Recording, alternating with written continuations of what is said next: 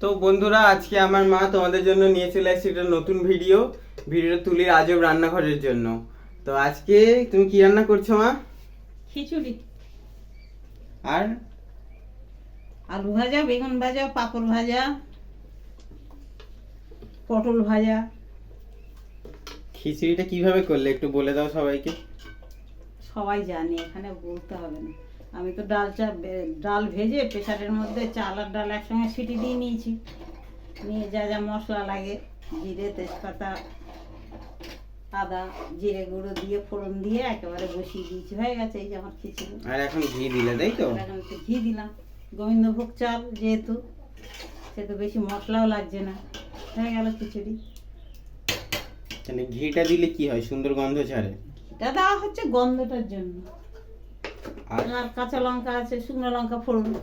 তুমি খিচুড়ি বানালে যে এত সুস্বাদু খেতে হয়, তার পিছনে রহস্যটা কি একটু সবাইকে কি বলা যাবে, না এটা সিক্রেট? খিচুড়ি খিচুড়ি, আলাদা সব কিছু আছে, যা সব তাই।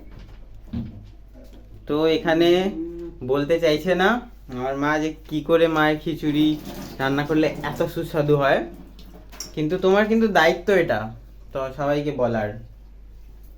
না, কিছু বলবো না, এখন খাবো, 2:30 বাজতে যায়। তাই শুনতেই পেলে 2:30 বাজে, এখনো নাকি আমাদের খাওয়াই হয়নি, রান্নাই হয়নি কমপ্লিট। রান্না হয়ে গেছে, ওই তো খিচুড়ি। এবার ডিমটা ভাজবো, হয়ে যাবে।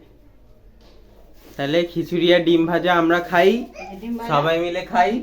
ডিমটা এখন ভাজবে? হুম। আচ্ছা, তাহলে সবাইকে ভাজাটাও দেখিয়ে দাও, ডিম কি করে না, ভাজতে অত হয়। ভাজা দেখাতে হবে না, তুমি রাখো। একটা খুন্তি নি। তো এখন মা ডিম ভাজছে। প্রথমে কড়াইতে একটু তেল দিয়ে নিয়েছে, এরপর তেলটাকে একটু খুন্তি দিয়ে নাড়ছে। এটা একটা কথা, এগুলো আমি ডিমের পোস্ট করছি, তাহলে এটাও কি আবার ভিডিও করতে হবে? দেখতো। আরে না না, খিদে লেগে গেছে গো। খিদে লেগেছে, নে না, আমার তো হয়ে গেছে। খিচুড়ির সাথে ডিমের পুচ। তোর ভাই খাবে, আমি তো পেঁয়াজ কেটে রেখেছি।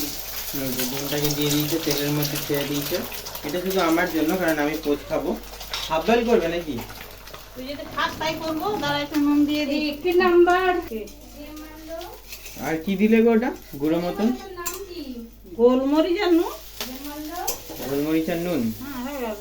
ঝাল ঝাল হবে। হাফ বয়েল করলে নাকি? ওই একটুখানি কাঁচা কাঁচা দেখেছি। তা চলো, সবাইকে এবার টাটা বলে দাও। টাটা।